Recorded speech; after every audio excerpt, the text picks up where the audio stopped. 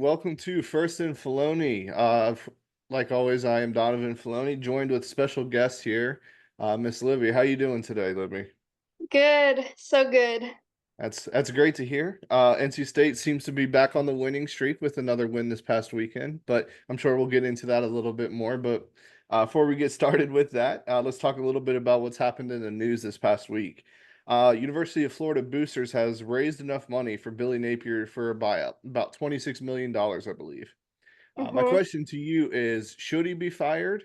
Or I have a couple questions. We'll start with, should he be fired? Do you think he should be fired at this point? It's year three. They don't look good.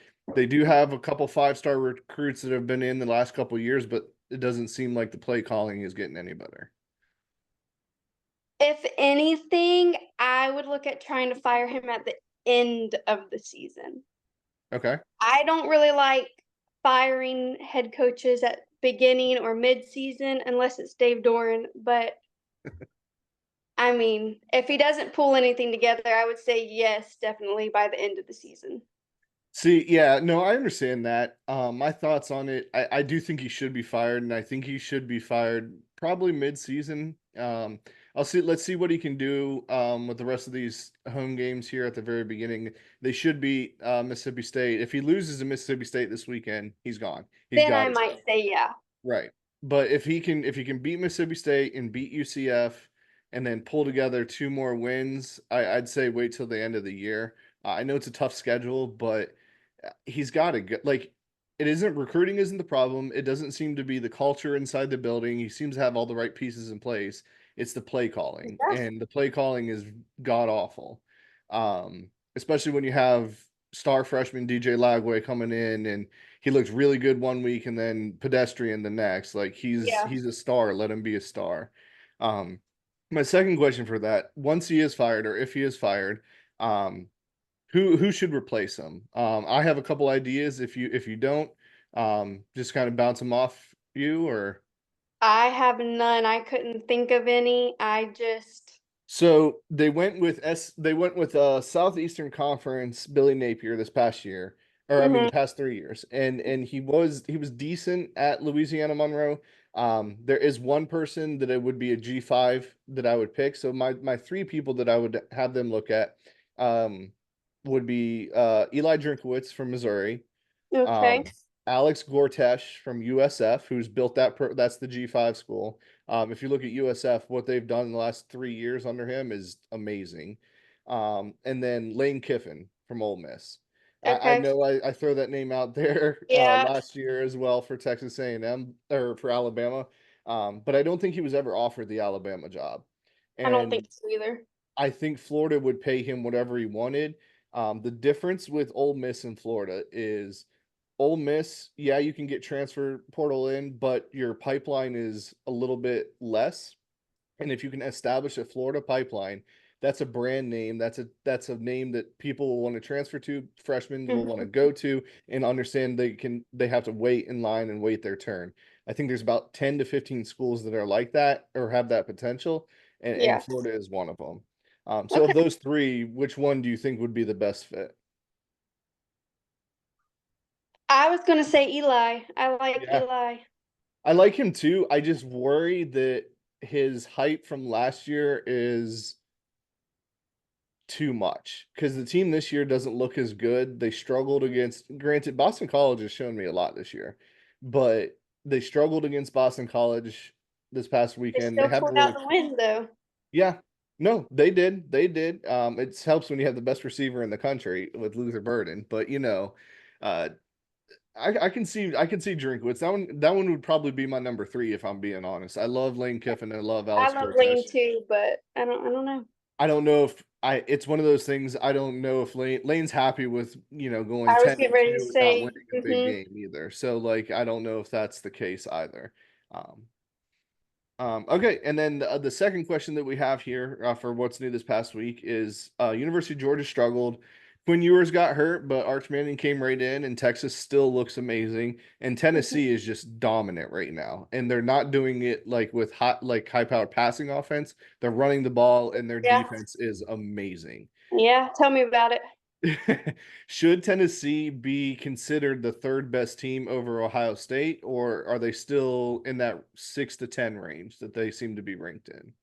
I might be salty, but I don't know if I would put them at number three. Top five, definitely. Okay. The- So you'd put, who would you put ahead of them? Georgia, Texas, Ohio State, and then Alabama? Alabama, yeah. Or flip flop that Tennessee, Alabama. I don't know. Tennessee, Alabama. I think there's the argument, right? I think you're right. I think Tennessee's getting a lot of hype. Their defense is spectacular, but if we're being honest, NC State played them so well in the first half until that pick six. Once that pick six And happened, then it it went went downhill. downhill.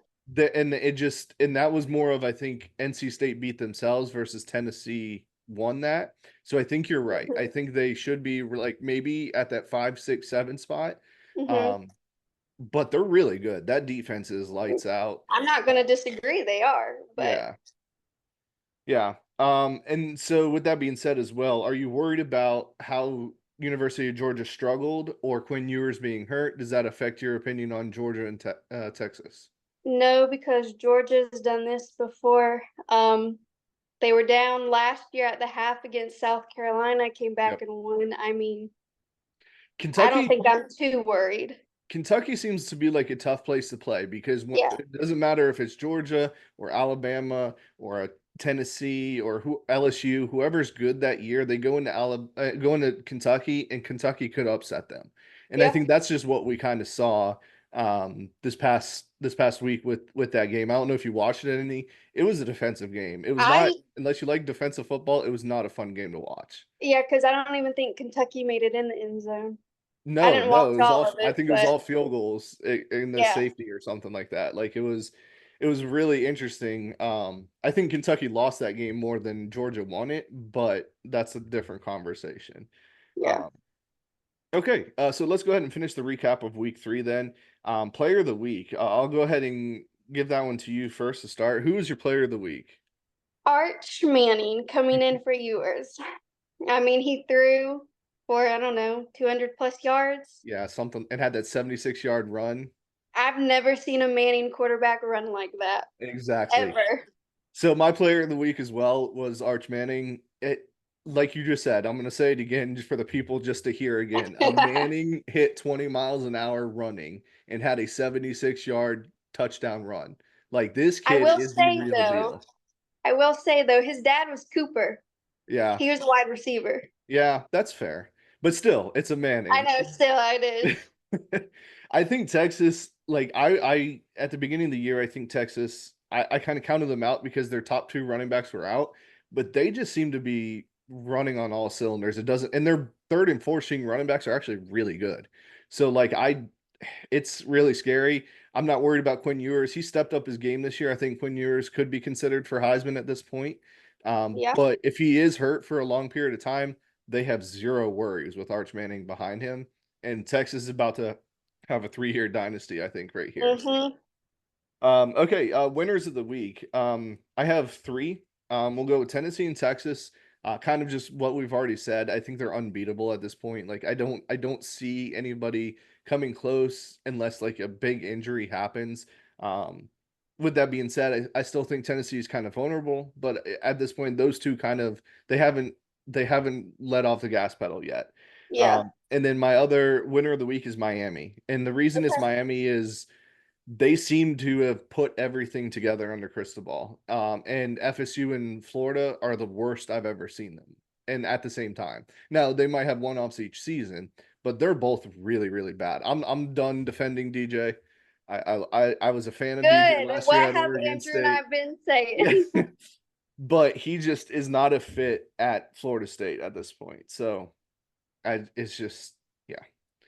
Who are your winners of the week? All right, well, mine was Texas also. I have Memphis because they did bring it against FSU. I mean, FSU's not that great, but they did Yeah. bring it. And then also Toledo Oh yeah. embarrassed Mississippi State. Yeah. Yeah, we didn't So even touch on that because Mississippi State, like, if it was Mike Leach's Mississippi State, it would be a bigger topic for me that's because I true. love That's true. Mike Leach, RIP. But man, Toledo laid the smackdown on them, and they Uh-huh. got paid $1.3 million in the process. Like, Yep. So, so just yeah. kind of a question out of nowhere then. If you had Memphis versus Toledo, who would you pick? Because Memphis beat a better team, but they looked worse.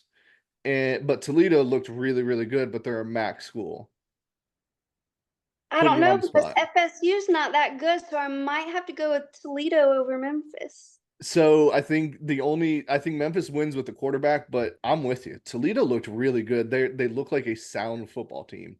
And I love Maction. I love every school in the MAC conference. I love the Tuesday night footballs that'll be coming up soon. Like I just love it. Okay. Losers of the week. Libby, who you got for losers of the week? FSU, they're 0-3, all to unranked teams. I don't see any leadership Yeah. out of that team. Also, I have another one, but I'll let you go. Okay.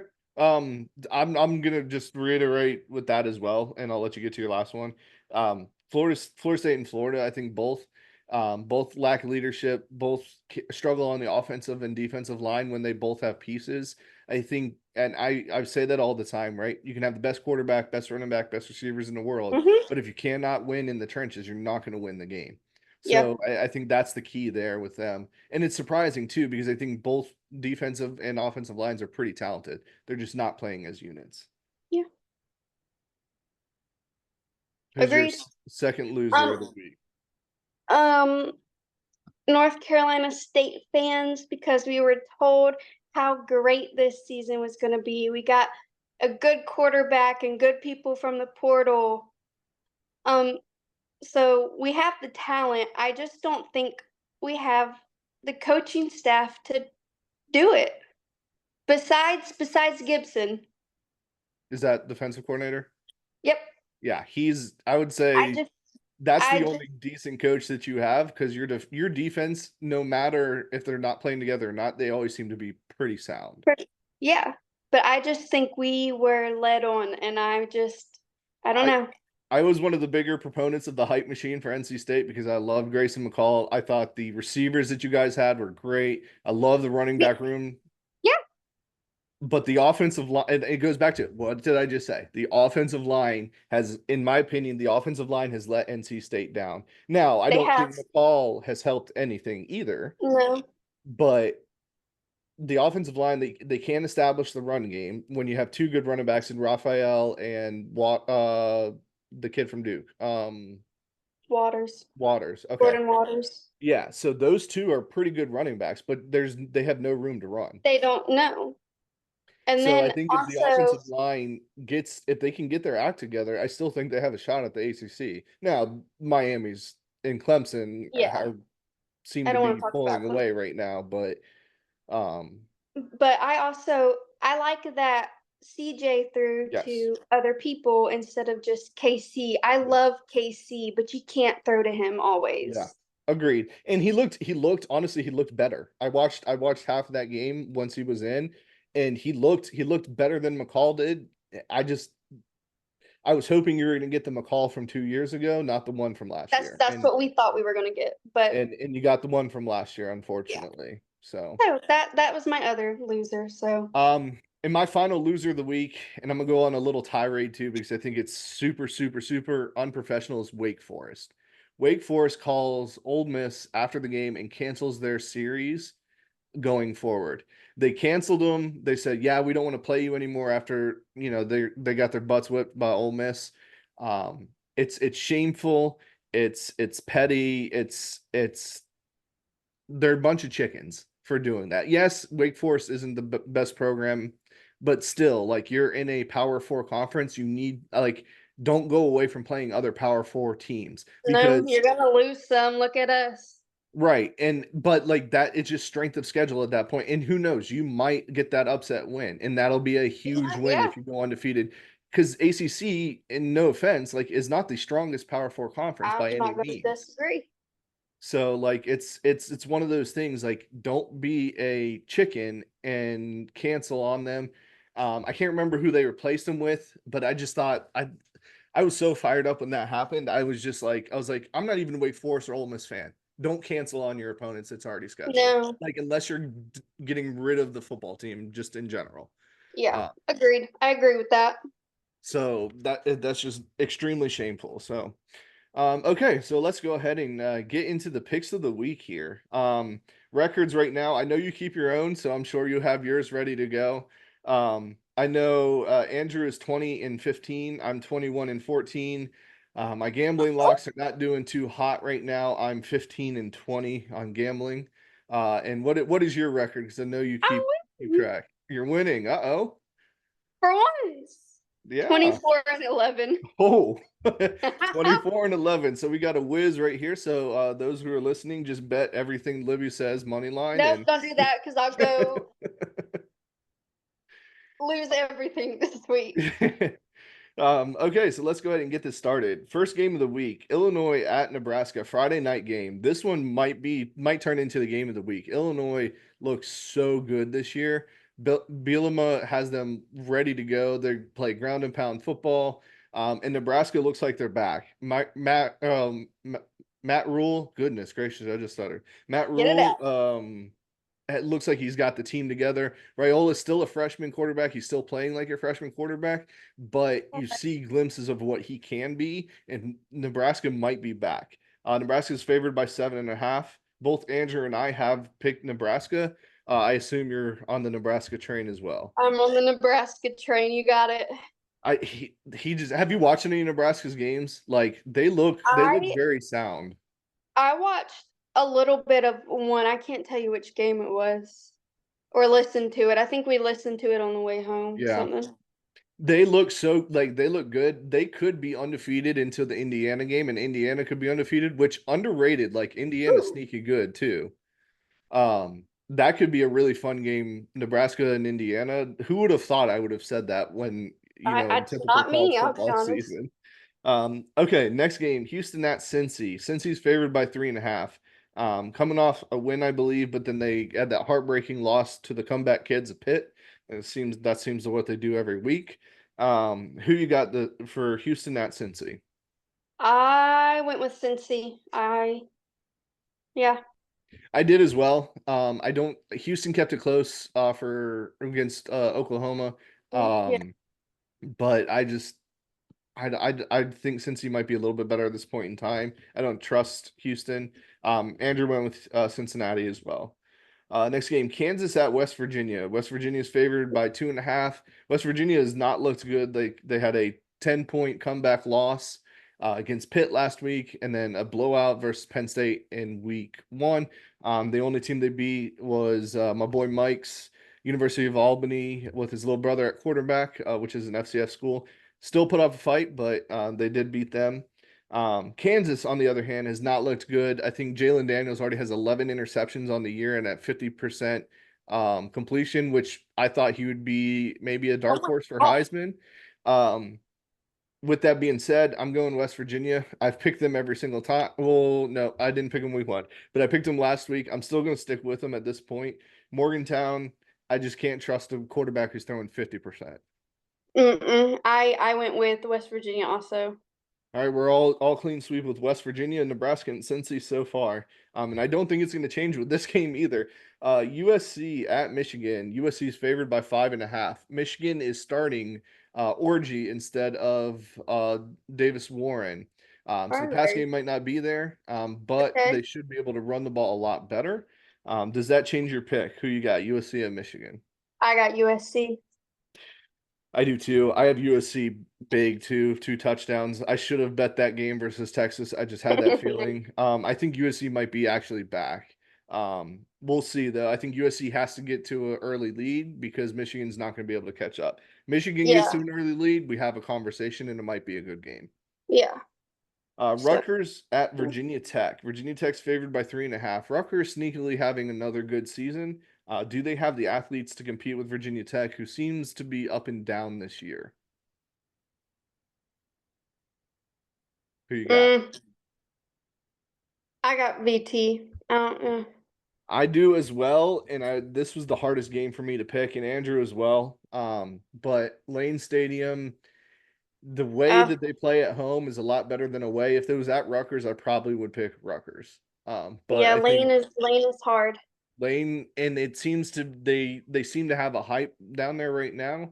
So I think it's going to be rocking as well. Next game, ACC as well. Georgia Tech at Louisville. Louisville's favored by 10.5, but they haven't really played anybody this year. Um, Andrew and I both picked Louisville. I just don't trust Georgia Tech as much as we praise them at the week 0. I just like you said, Florida State's not a good team, so I don't think it was a great win there. Who you got? I went on a whim and picked Georgia Tech. Uh-oh. So history tells us that you're going to get that right, and we're both going to lose that game. Um, could be wrong. Mark told me to pick Louisville, but I went with my heart. It could be a good game. Like it could be a remember Florida State was what 10-point favorites too. So I I mean, mean yeah, maybe but that's the magic number. Utah at Oklahoma State. Oklahoma or Utah is favored by 2. This could be whoever wins this game pretty much is going to be in the driver's seat for the Big 12 well, championship. yeah. I don't see. I think this could be a repeat of the Big 12 championship. Cam Rising is playing. Um, Okay. just found that out today. Um, Andrew picked Oklahoma State. I'm gonna have to stick with Oklahoma State as well, just because it's at home and because Cam Rising got hurt last week. I'm not sure he's Yeah. 100% healthy. Oklahoma State's defense is garbage, so that kind of scares me. It might be a high scoring game here. I went with Oklahoma State. I didn't know Cam Rising was coming back, but he's still, I don't know, You never sinks. know So with I, Cam Rising yeah, because he's good until he gets hurt, and once he gets hurt, he's not good anymore, or he doesn't play, right? And he got hurt last week. I think it was I don't want to say concussion because that seems like it's quick, but he did get hurt last week, and I yeah. don't know. I don't know if he's 100%. Next game here, Michigan State at Boston College. Michigan State sneakily good. Boston College sneakily good. Um, Michigan State has that sophomore redshirt freshman quarterback who seems to be getting the offense. They looked good the last couple weeks, had a big comeback. Boston College still favored by 6. Andrew went with Boston College. Who did you go with? I also stuck with the ACC, went BC. BC, and I'm going to be a little bit different. I'm going with Michigan State. I love Aiden Childs. I think he's a good quarterback. I think redshirt freshman this year. I love the coach from Oregon State last year, Jonathan Smith. Like I think Michigan State's finally putting it together, and Michigan State might actually have a decent team. Maybe not this year, but next year. So I'm going I can Michigan see State it. here. Um, Iowa at Minnesota, pretty good rivalry here. Minnesota, I haven't really seen anything. PJ Fleck, the snake oil salesman.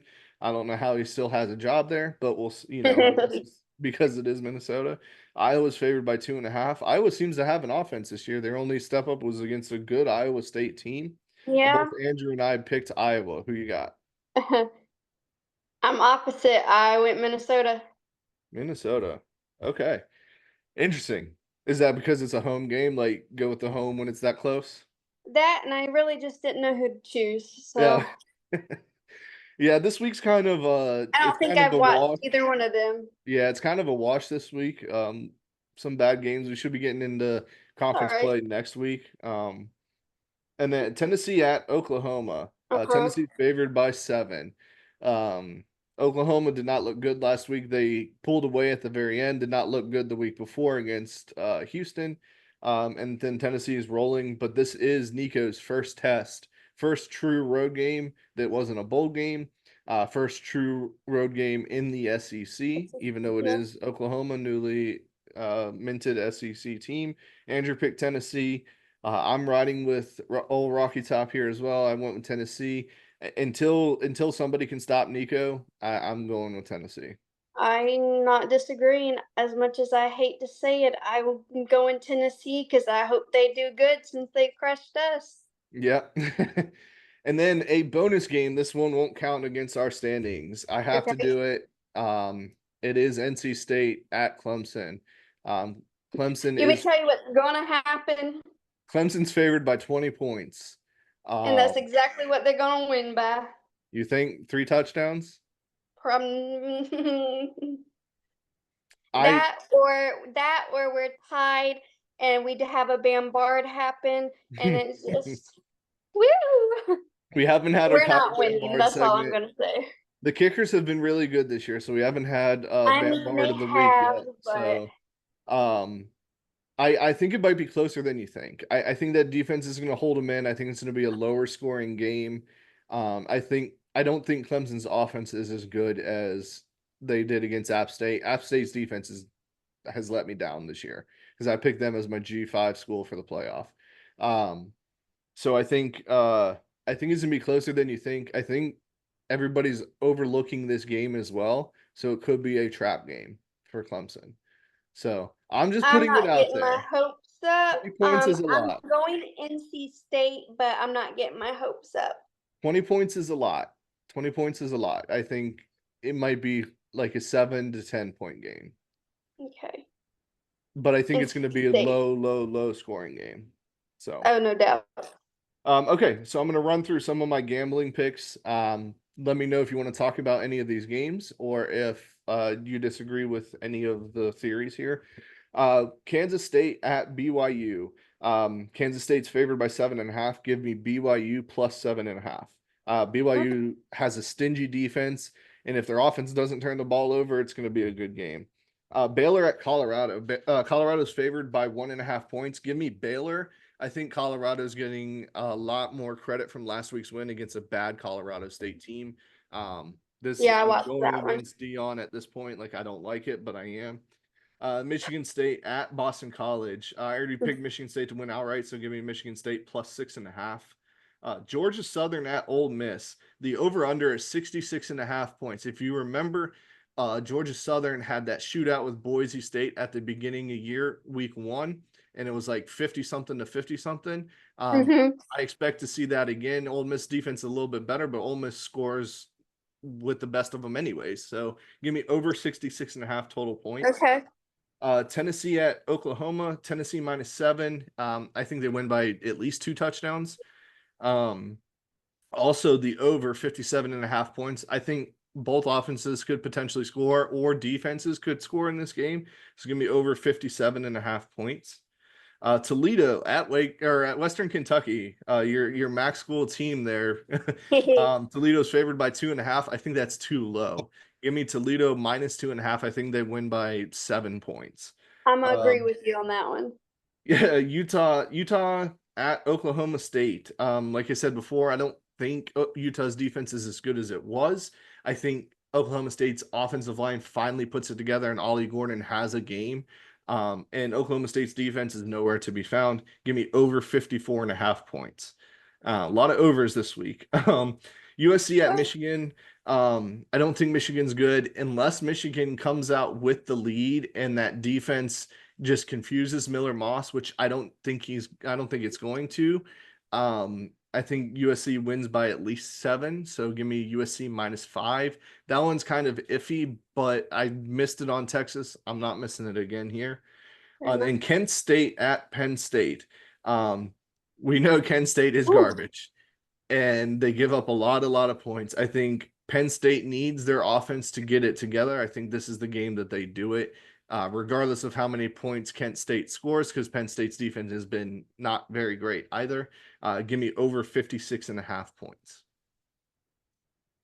Trying to use my brain this week with the gambling picks I'm here. trying to keep up with you scrolling on my computer. Sorry. You're Do you good. have any? I know you're not big into gambling, but do you have any other games that kind of stick out to you for anything?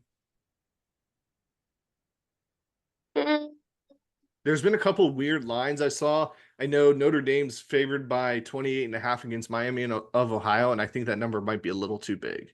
So I almost picked that one, Miami and a half, but plus 28. But no, I'm not really seeing any. yeah, Florida's favored by 6.5 right now, too. That kind of concerns me because the play calling, but Oh, they also lost to Toledo last week, so I don't know. mm, no. Okay. So to wrap up a pretty quick episode, and thank you for joining here. with us this week. We're going to go ahead and do our players to watch this week. I only have one, so I'll let you go first. Who are your players to watch this week? Um, any of the freshmen, like Arch Manning, CJ Bailey. Um, I don't know if Marcel Reed with A&M is playing Yeah, because I he's know good. if I don't know if what's his face is coming back. Um, The Wegman. I don't think he's coming back this week. I think Reed is still the playing. Also, Lenore Sellers. I'm not sure if he's coming back for South Carolina. That would be a oh good one to add. And Dylan yeah, Stewart on the defensive end there. okay. Those are good ones to.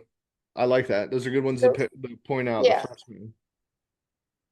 that And was that was it. Just don't forget my player of the week, who's also a redshirt freshman, Mr. Nico okay. Iamaleava of Yeah, Tennessee. I'm riding with him. If he wins this week, I might put a future on him to win the Heisman the way he's playing. He's not throwing the ball great, but he's running the ball very, very well.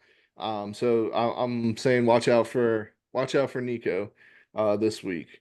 Okay, well that's the end of the show. Do you have any final words of any observations for the first 3 weeks, Libby? nothing that I didn't already say. So fire Dave Dorn, and that's about it, right? And at least we're not FSU. Yeah. Yep. At least you're not FSU. Well, all right. For everyone at home, thank you guys for listening. Andrew should be back next week. Also working on potentially having a couple other guest pickers coming throughout the year. Libby, you'll be back as well, I'm sure. I will be Um, back. so thanks again. Remember to send us any questions via DMs, any observations on TikTok or anything like that as well. If not, see you next week.